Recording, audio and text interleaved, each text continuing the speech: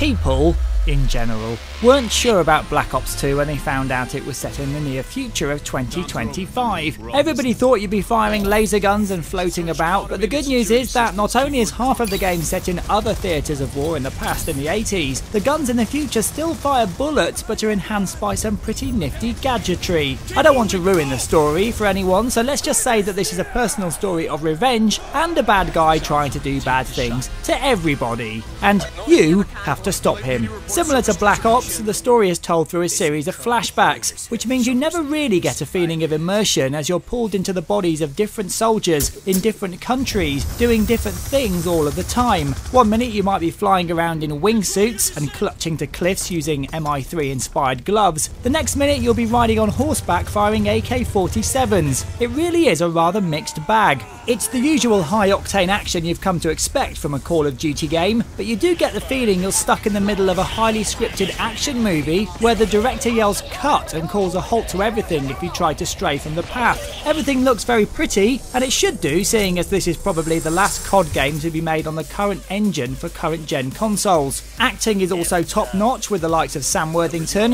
the Candyman dude, and that guy with one arm from The Walking Dead providing their voice talent and facial capture. As usual, the single player is short and sweet, but there are also a few rather odd strategy levels in there where you direct things from above and then take control of soldiers and machinery on the ground. It's confusing at best, and the AI makes things very frustrating. Fortunately, these are optional and something I skipped after the first try because when I play COD, I just want to switch off my brain, to be honest. Treyarch's zombie mode is back, and this time it's more fleshed out than ever. See what I did there? New modes include Grief, where you play with and against other teams of survivors, and Transit, with a Z because it's cool, where you travel across all the survival maps in a bus, driven by a zombified Johnny Cab. Watch the original Total Recall and you know what I'm on about. Then there's the multiplayer, which should keep you playing along after the short single player mode is done with. There's the usual selection of game modes on offer, such as Deathmatch, Team Deathmatch, Capture the Flag and Domination, and some smaller maps this time around for more intense action, and a new loadout system, which gives you much more choice as you earn coins, which you can then use to buy things you've unlocked through earning XP.